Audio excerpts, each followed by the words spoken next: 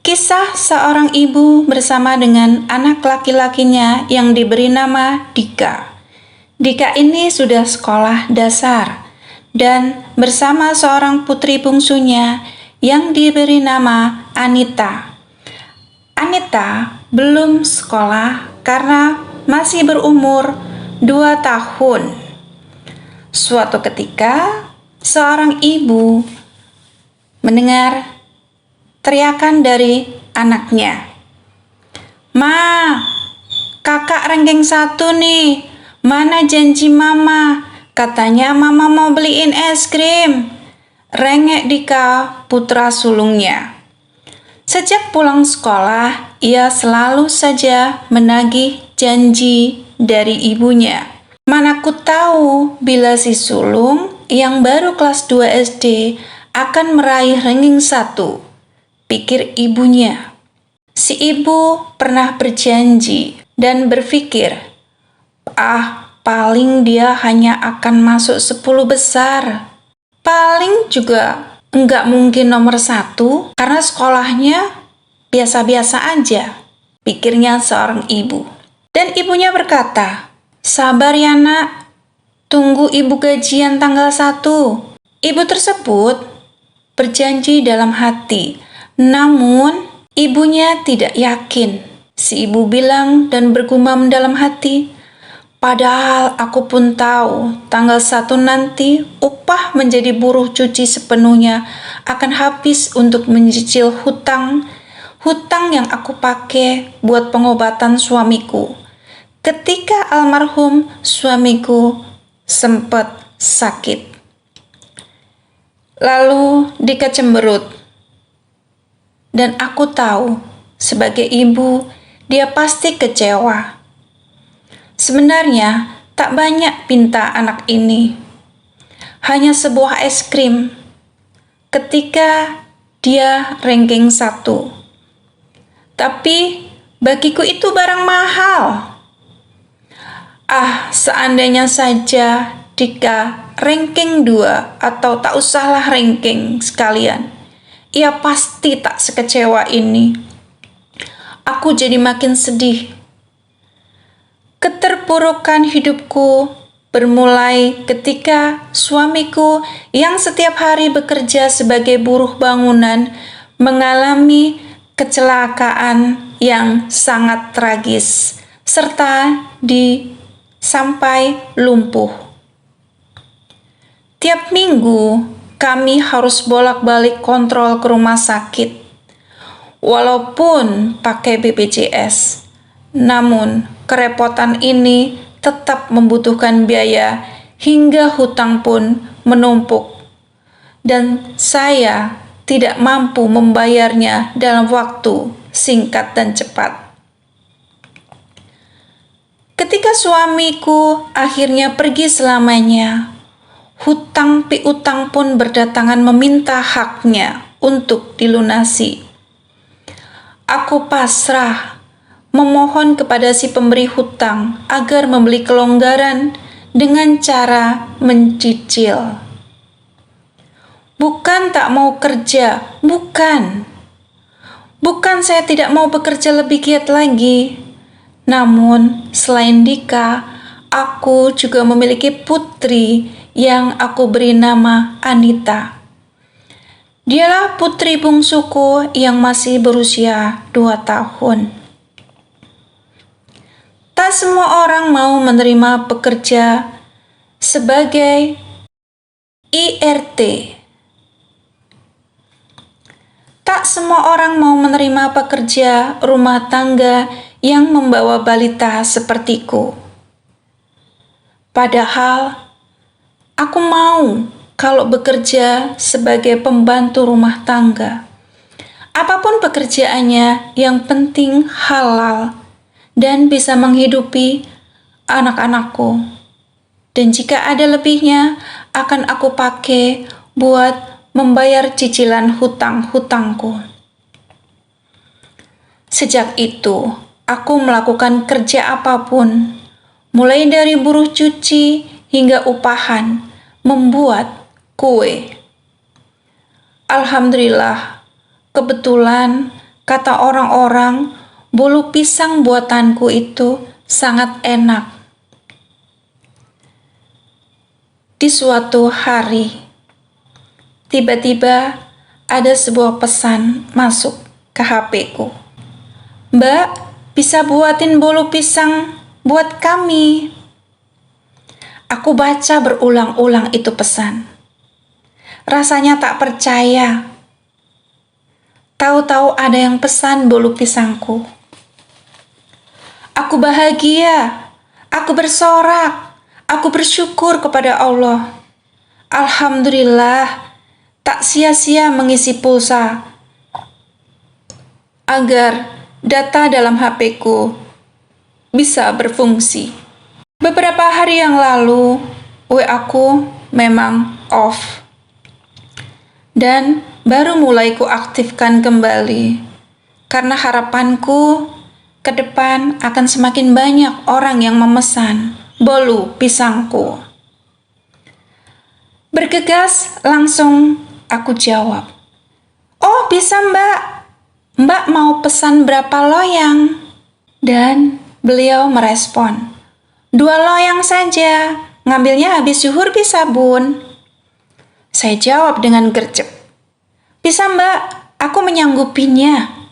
Kemudian calon pembeli berkata, "Tapi bolu pisangnya jangan pakai gula ya. Biar manisnya ngambil dari pisangnya saja. Sebab anakku alergi gula." Saya jawab kembali, "Siap Mbak, OTW dibuat." Dia bertanya, "Berapa harganya?" Saya jawab, 50.000 saja Mbak. Kemudian konsumen menawar, 40.000 saja ya, kan nggak pakai gula.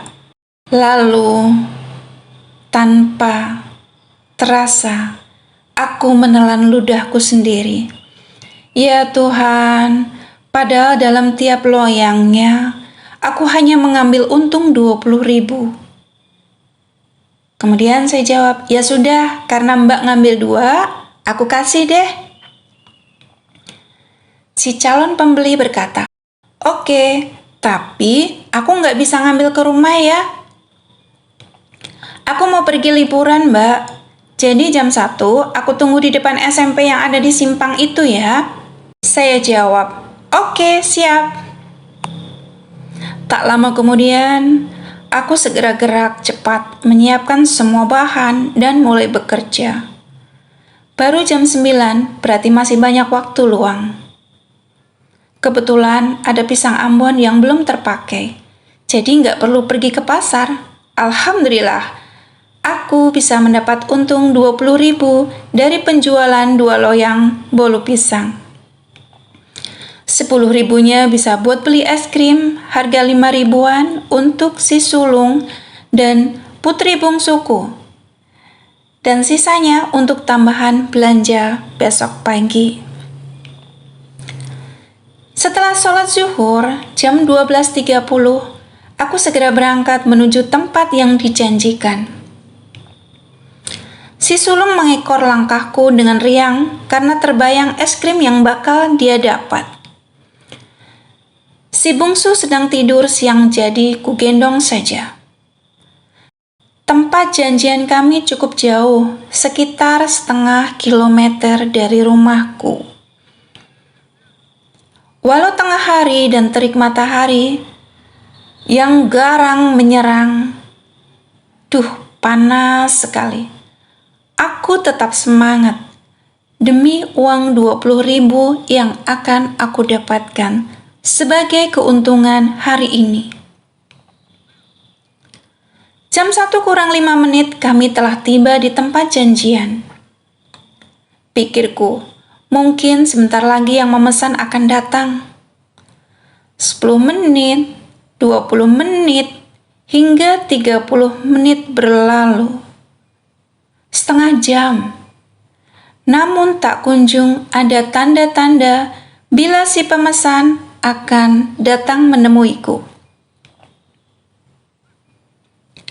Beberapa pesan telah kukirim sejak tadi, namun hanya terkirim dan belum dibaca. Aku berusaha dan mencoba menelpon berkali-kali pun tak kunjung diangkat. Dan sekarang sudah hampir 1 jam menanti. Si sulung Dika telah lelah dan merengek. Sementara si bungsu telah bangun dan ikut meraung karena kepanasan. Tiba-tiba, ting! Sebuah pesan masuk. Hatiku bersorak. Dari si pemesan kue, ternyata dapat kabar juga. Isi pesannya, "Ya Allah Mbak, maaf ya, aku lupa. Ini suamiku berubah pikiran. Awalnya dia bilang berangkat habis syuhur. Taunya jam 10 tadi udah mau buru-buru. Jadi saya nggak sempet kasih kabar ke Mbak. Mbak, jual bolunya sama orang lain saja ya. Aku udah OTW ke kampung." Ya Allah, aku langsung terduduk lemas setelah membaca pesan dari si konsumen. Ya Allah, ya Allah, ya Allah. Apalagi ini? Ya Allah, aku tak meminta banyak ya Allah. Hanya es krim saja. Untuk anakku Dika. Aku ingin memenuhi janjinya. Peluhku yang sudah sejak tadi mengucur, kini bercampur dengan air mata. Lalu, aku semakin bersedih dan pengen menjerit, menangis, dan teriak. Ya Allah, siapa yang ingin membeli bolu pisang tanpa gula ini? Dengan rasa manis yang ala kadarnya. Ya Allah, berkali aku menyeka air mata yang terus membasahi wajahku. Sulungku berhenti merengek. Ia langsung diam melihat air mataku. Lama ia menatapku iba. Kedua netranya mulai berkaca-kaca. Tak tega hati ini melihatnya. Ia hanya ingin es krim seharga 5 ribuan ya Allah. Dika berkata, "Dika nggak akan minta es krim lagi, Bu. Tapi Ibu jangan nangis." Dika kecilku berkata dengan suara yang bergetar. Sepertinya ia pun menahan tangis. "Kita pulang, Nak," ucapku. Dika mengangguk. Si bungsu pun tangisnya mulai mereda. Sepertinya ia mengerti akan kegundahan hati ini. Ya Allah, beginilah rasanya sakit ya Allah. Sakit. Sepele bagi mereka, namun begitu berat bagiku. Bahan-bahan bolu itu adalah modal terakhirku, dan kini seolah sia-sia. Ya Allah, berkali aku menyebut namanya. Berat, sungguh berat. Belum lama suamiku pergi, dan kini rasanya aku lemah tak berdaya. Tak banyak ya Allah, hanya ingin es krim saja. Itu saja untuk menyenangkan buah hatiku. Dan kini bukannya untung yang kudapat, tapi malah kerugian telah nyata di depan mata. Aku baru saja memasuki halaman rumah kontrakan ketika Butia tetanggaku kulihat telah menunggu. Ibunya Dika, dicariin. Untung cepat pulang," kata Butia. Lalu saya menjawab. "Ada apa, Bu?" tanyaku. "Semoga saja wanita baik ini akan memberikanku pekerjaan. Apa saja boleh, bahkan yang terkasar sekalipun akan kuterima. Tapi rasanya nggak mungkin. Di rumah besarnya kan sudah ada 2 pembantu yang siap sedia." Aku kembali membuang angan-anganku. Kemudian Butia berkata, "Gini, Ibu jangan tersinggung ya." Butia menatapku dalam-dalam. Lalu aku mengangguk. Ingin kukatakan, bila rasa tersinggung itu sudah lama lenyap dalam kamus hidupku. Butia berkata, papanya anak-anak kan baru pulang, jemput kakek neneknya dari bandara. Ya, dasar laki-laki, taunya kan cuma nyenengin anak, tapi nggak tahu yang baik. Aku mengangguk walau belum paham kemana arah pembicaraan Butia. Butia berkata lagi, masa dia ngebeliin anak-anak es krim sampai 5 buah? Padahal anakku kan masih batuk pilek parah.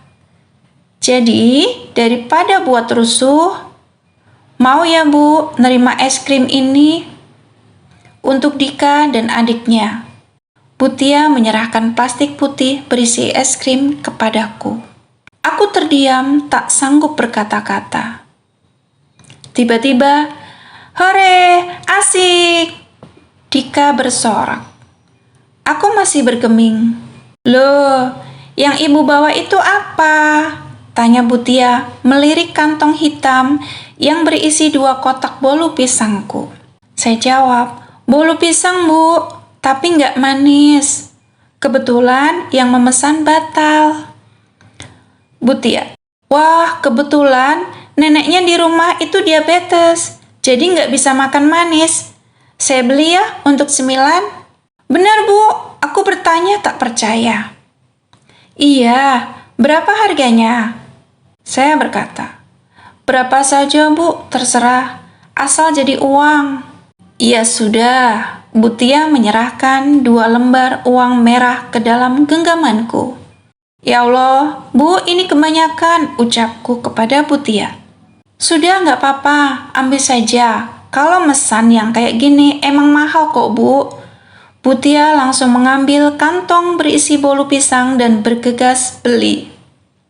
Aku masih diam dengan air mata yang mulai menetes lagi. Baru saja mengeluh akan pahitnya hidup dan kini semua telah terbayar lunas. Butia meletakkan bolu pisang yang baru ia beli di atas meja makan. Ia duduk memandang 2 kotak bolu pisang itu dengan tatapan berkaca. Sungguh zalim sebagai tetangga. Bahkan ada seorang janda yang kesusahan pun ia tak tahu. Sementara baru saja ia membeli tas branded seharga jutaan dan tak jauh dari rumahnya, ada seorang anak yatim merengek pada ibunya hanya demi sebuah es krim. Untung saja Fahri putranya bercerita. Bila tidak, pastilah kezaliman ini akan terus berlangsung. Ma, tadi yang juara 1 Dika. Tetangga kita yang di ujung itu, lapor putra sulungnya. Bagus dong, les di mana dia? Nggak les kok, Ma. Orang dia miskin kok. Hei, nggak boleh menghina orang lain. Butia melotot pada putranya. Nggak menghina kok, kenyataannya emang dia miskin. Kasian deh Ma, masa kan ibunya janji mau beliin dia es krim. Kalau ranking 1, pas dia ranking malah ibunya bilang tunggu ada uang. Kasian banget kan Ma? Itu Dika. Ma, mana kalau di sekolah dia suka mandang jajanan temennya kayak ngiler gitu. Tapi pas dikasih dia nolak. Malu mungkin ya Ma? Fahri bercerita panjang kali lebar kepada ibunya. Dan Butia terdiam. Ya Allah, mengapa ia tidak tahu? Selama ini ia aktif ikut kegiatan sosial. Mengunjungi panti asuhan ini dan itu, sana dan sini. Namun ia abai akan keadaan sekitar. Ma, bolunya nggak ada rasa, kurang enak, ucap Fahri membuyarkan lamunannya. Sengaja, cara makan bolunya bukan seperti itu. Tapi kamu oles mentega dulu dan taburi meses atau kamu oles selai buah. Oh gitu ya Ma, tumben Mama pesen bolu rasanya tawar. Iya Fahri, Mama lagi pengen aja. Butia menghela napas panjang. Tak akan terulang lagi Jangan sampai ada tangis anak yatim yang kelaparan di sekitarnya. Anak yatim itu bukan tanggung jawab ibunya saja, tapi keluarga dan orang sekitar. Sepele bagi kita, namun berarti bagi mereka. Ada kala sisa nasi kemarin sore yang tak tersentuh di atas meja makan kita adalah mimpi dari anak-anak yang telah berhari-hari terpaksa hanya berteman dengan ubi rebus saja. Jangan heran menatap binar seseorang yang begitu terharu ketika gaun pesta yang menurut kita sudah ketinggalan zaman, ternyata kita berikan pada mereka itu sangat berarti. Uang 50.000 yang sangat mudah lenyap ketika dibawa ke minimarket bertukar dengan produk-produk makanan anak-anak dan beraneka jajanan yang habis dalam sekejap itu adalah setara dengan hasil kerja keras seorang buruh dari subuh hingga menjelang maghrib. Bersedekah itu nggak perlu banyak, sedikit saja dari yang kita punya. Memberi itu jangan menunggu kaya. Saat kekuranglah, justru diri harus lebih bermurah hati. Beruntunglah bila di sekitar kita banyak ladang sedekah, di mana kita dapat menukar rupiah menjadi pahala. Kaya itu bukan pada jumlah harta, tapi bagaimana kita membelanjakannya. Akhirat itu ada, dan sudah adakah kita menyiapkan hunian di sana? Pengingat diri agar lebih peka. Ingat, ini salah satu kerja makomi, agar peduli tetangga kita.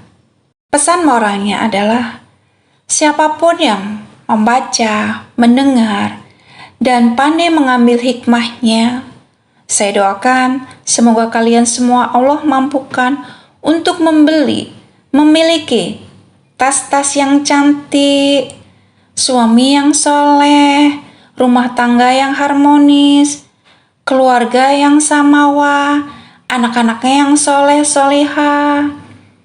Sekaligus Allah mampukan kita semua menjadi seorang jutawan yang dermawan. Terima kasih. Sampai jumpa di cerita yang lain.